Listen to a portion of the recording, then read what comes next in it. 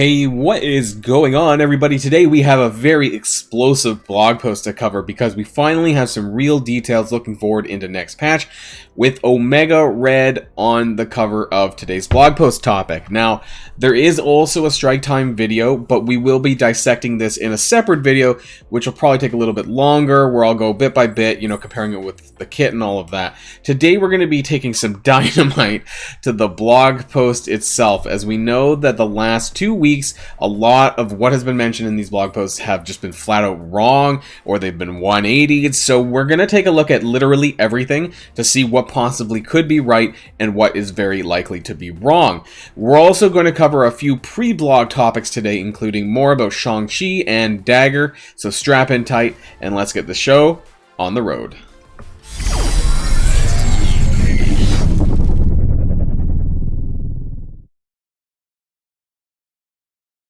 Alright, so first off, before we go anywhere, I feel like Shang-Chi has been changed literally almost every day this past week. So you guys might have seen this before. I may have even mentioned it in a previous video, but at some point, I think it was between Tuesday and Thursday, this was Shang-Chi's special. So this part that I want to draw attention to is the heal part, where it says 0% of this character's max health and applies 0 counter up to a maximum of 0. And then you can see on the level 5 game plus 0 counter. Like, the text is just, I don't know. I think this was just the text, not in game. But the fact that, it changed, how is this even happening at this point in the game? I don't even know what's going on with him. Now, I want to draw your attention to in-game. Now, this is my Shang-Chi here. Now, what's interesting is if you go into the special now, it's kind of fixed, but what's new is that he's healing 10% of his max health to all other allies. So, I don't know. Did I miss something? This was, I believe, Thursday night. So, I don't know when this happened, but I don't believe that they actually told us about this. Or did they? And I'm just finding out now. Anyways, before it was a fair bit more, obviously, because the bug special did heal all other allies in general. 10%. So, it's not a lot, but is this worth mentioning? Maybe, but it's not nearly as much as what it was before. So, yeah, 50% to 10%, not a lot. I don't know where exactly you're going to use him now. I would not run him in Doom Raid with 10% heal. He's not clearing negative. Actually, he's clearing 1 negative effect from all allies. Was that always there? I don't even remember. Can we look back to the... Yeah, I guess it was. I didn't remember that part. But yeah, crazy. Now, are we going to see some changes to him again? Who knows, right? I heard that his basic also is doing some shit that's not supposed to happen. I heard that he's double attacking or double tapping without striker and things like that. That on assists, he's basically hitting twice. A lot. I think I've seen this myself, and I have heard other people talk about this. So I don't think his basic has been fixed, or the text needs to be added. One of the two, because, they like to clarify text rather than actually fixing a kit. Otherwise, I think everything else is okay. But this Shang-Chi has been just a buggy piece of shit since he's been added into the game. So, will they get it right? Who knows? We'll keep an eye on that, though, especially on the basic part. Yeah, the 10% heal on the special. Nothing really to scoff at. Nothing really that great. I don't know why I said that. Not very good. The other thing that I want to talk about is the Fire Essence store. It currently still is available for you to spend your Fire Essence. I'm not going to. I'm going to keep my 3100 Fire Essence to see if it actually rolls over into the next event or not. We know that this event store is here to stay. They did say that the next time that they do something like this, that this is going to be available for that event, and they're just going to, I don't know, maybe it's going to be the exact same shit inside of here. So what I'm banking on is the fact that their coding is going to be as such that the Fire Essence itself is not going to get removed from my account. We'll see, or maybe it does because I brought it up. And see if the next time there's an event, whether or not I still have 3100 of that event currency, because they just relabeled the currency and forgot to change the coding. So that's what I want to talk about there. I mean, I'm just missing a few things. It's not a huge deal. This is mainly for science. You guys do what you want to do. There's still time to spend this, but there's no point because the milestone's kind of over. The third thing that I wanted to talk about before we get to the blog here is about the strike pass once again. So we know that we're getting 20 shards of cloak, and then the rest of them from the dagger, shards from the luminous orbs, which you can open for either cloak or dagger. Now, I do want to talk about what they actually talked about, which was this post here. So this was on Reddit. Some player got dagger shards by CM Cerebro. This was posted recently. When the new strike pass started this week, there were a few players. They probably have more than a few, but they just don't want to say how many, who got some currency to purchase character shards for Dagger. Now, to be very clear, it is this Luminous credits that they had available to them. Because of past events, I guess it translated into Luminous credits. This was available for 40 minutes, and people were able to open up orbs for Dagger. Mostly Dagger, some people might have done Cloak, but this is mainly to do with Dagger and getting her early on. The dev team is still investigating the extent of this bug, and we should have more information early next week. Okay, I'm going to hold them to this. We'll post another update as news develops on the topic. We appreciate your patience in the interim. So I'm going to die on this hill. I'm going to keep bringing this up. If it hasn't been addressed by Wednesday of next week, I'm going to bring it up again because I think this is important. We don't know how many people actually took advantage of that, but we do know that some people were able to unlock Dagger for free, and that's just frankly unacceptable. So it doesn't really matter how many people got this. The fact that anyone got it at all is wrong. Now, what can they do about that? I don't know. I think a rollback at this point is a bit too difficult because it's the last time they did rollbacks, they did it pretty quickly before. So, yeah, I'm not sure if everyone gets Dagger Shard compensation, but how many, right? Or how many Luminous Orbs, because some people may have got 20 shards of Dagger, some people may have got 100 plus, so it's really hard to address when we don't know the information, and unfortunately that's under tight wraps from them. So just wanted to bring this up really quick. I'll be addressing this again next week, and let's jump on over to the blog, because that's what we all came to see. Greetings, Commander. We are back with the blog, of course, the Red Death. So here we are with Omega Red in the background looking pretty menacing, and you can see that here. And I'm hoping that his animations are not just a ripoff of Doc Ock, because when I think of tentacles, I think of, well, they like to reuse animations. I don't know if you guys remember Juggernaut and Rhino, the Charge, basically using the same exact animation and the same model, just recolored. So I'm hoping that's not the case with this. So, okay, so let's temper our expectations here. Let's actually read it and see if there is anything to blow up here. Now, we're not going to read through the actual lore background here. That's usually the first paragraph here. So it talks about Omega Red's mutant powers. That's good. So maybe he's going to be a mutant. Carbonadium tentacles, so maybe that's part of his unique. Or maybe that's just too easy. So we'll see. Let's see. Omega Red is the legendary character for the Weapon X team. The team also includes Sabretooth and Wolverine, who will both receive reworks. He's a controller. There's a lot of legendary controllers. Okay, so anyways, both of which are further enhanced by ways of his passive ability, similar to how Adam Warlock introduced new positive effects Safeguard. Omega Red ushers in the opposite, Trauma, which prevents debuffs from being removed or flipped, and adding to Omega Red's lethality is his ability to steal health and redistribute it to self and with all of his attacks, including ISO 8 bonus attacks. Alright, so we are not going to be watching the strike time video here in this blog post. We're going to be doing this in a separate video where I'm going to be breaking it down, making sure we look at each and every part of everything that they say to see what is or not lining up with what's going to be in the blog post. I assume when we scroll down there's going to be a kit. Yes, there is. Villain, Global, Mutant, Controller, Weapon X, Legendary. No tech. He's just mutant. So this isn't what a lot of people thought. He's just a single traded character. So what does this mean? Is he going to be just a war character then? Because that's... Wait, did they say about war? Did they even mention war? I'm not even sure if they mentioned war. Is this going to be a... I hope this is not replacing Astonishing X-Men in Doom Raid. Let's just say that much. So, abilities are shown at 7775. Let's zoom in a little bit, actually, as well. So, basic Carbonadium Lash. Attack primary target for 320% damage. Okay. Steal 10% health from the primary target and redistribute to self. This bypasses heal block, so if they're 10% or less and they have death proof, that will kill them. Increase the duration of bleed slow and offense down by +1. That's pretty neat. Okay. So we're going to assume that this is going to go in order, though. So we need to keep in mind when we read these kits of order of operations. That's really important. So we're going to make sure we take a look at that as we go through. Special Coil Crush. Energy cost 3 out of 3. That's pretty cool. That's very low. Apply Trauma and Ability Block to the primary target. Attack the primary, so this won't be cleansable, and it's also outside of war. Nothing I've seen so far actually indicates war yet, and so the important part about this is that you won't be able to cleanse or flip the ability block. So this will apply to really a lot of characters, but we'll see who this is intended for. A lot of people have been saying Heroes for Hire counter, but I'm not sure yet.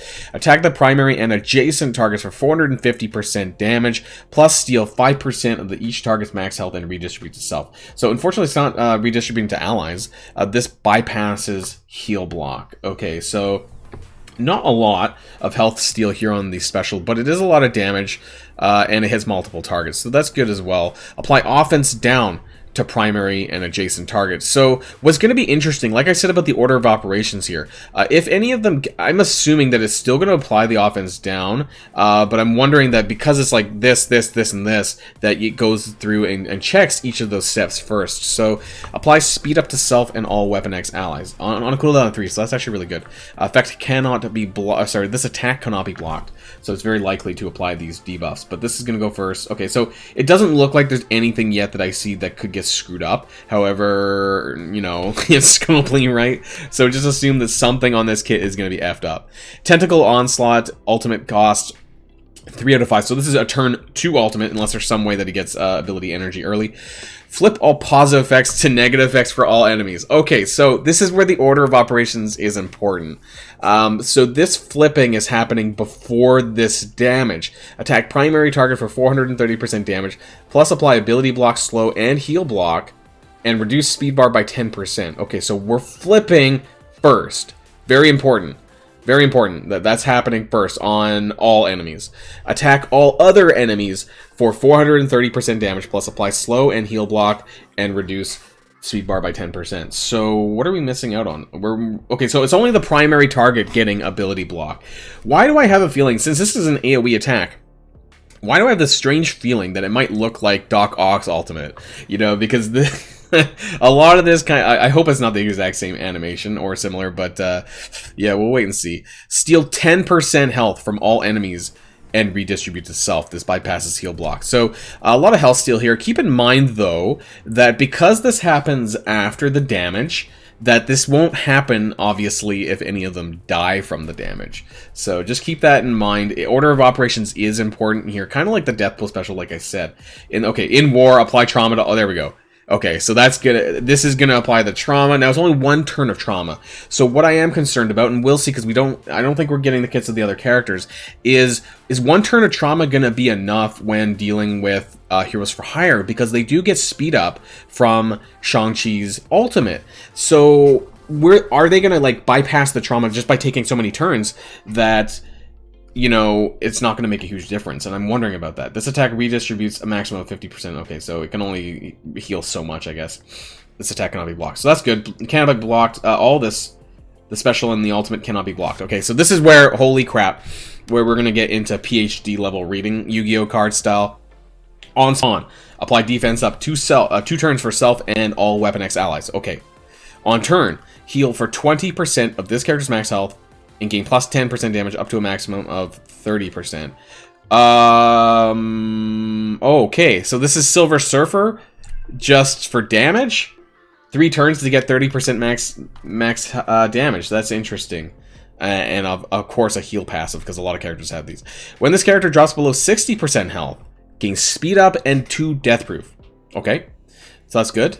Gain 50% max health. That's a lot. While any enemy has immunity, all Weapon X allies gain plus 40% crit chance. Okay, so does Heroes for Hire have immunity? I'm gonna have to go back and check. I'm not sure, but I mean, obviously this isn't necessarily just against them. I know that Infinity Watch have immunity for sure, so that's gonna be interesting. Don't they spawn with immunity with Adam Warlock? I forget now. On top of the safeguard. On spawn, if this character has 3 or more Weapon X allies, lower enemy damage by 15%. That's quite a bit. Okay, so has 3 or more. So it has to be 4, a total of 4 people. So himself and 3 more. In war, filled speed bar by 15%, plus 15% speed bar per Weapon X ally. Wow. So he's going to go first. Probably. Most likely he's going to go first. In War on spawn, if this character has 4 or more Weapon X allies, that's the full team. Keep that in mind. That's a full 5-man team here. Apply trauma and heal block. So it is confirmed that Silver Samurai and what's probably Lady Deathstrike is going to be a Weapon X. It's going to be a 5-man team, not a 4-man team. There were some, people not sure what it was going to be, but yeah, it's going to be a 5-man team apparently. On War on spawn, if this character has 4 or more, apply trauma and heal block to all enemies on spawn. Okay, so that kind of, so turn 1, trauma everywhere. Turn 2, trauma to the primary target. And then turn 3, more trauma to everyone in War, though, in War only. But what's nice about this is that it's in War, not War offense. So that's really nice that it actually, if you wanted to put them on defense, for example, there is that option for you to do that. So that's really nice. We'll see if the other character reworks have that as well. But I do like this option of being able to use them on offense or defense, just like you could with Doc Ock Sinister Six. Is really nice. 200% focus, and then in War, all of them gain 50% max health and 15% damage. So is this 50% max health on top of that 50% health? That could be a lot of health for Omega Red. Holy crap. The Red Death, your first... this is... Oh my god. Okay, this is what we... Oh my god, this is what we're... Okay, I wasn't expecting this to be Winter Soldier, but hey, looks like that's the case. Your first chance to recruit Omega Red is his upcoming mythic legendary event, the Red Death. Join Omega Red and Nick Fury as they try to stop Baron Zemo.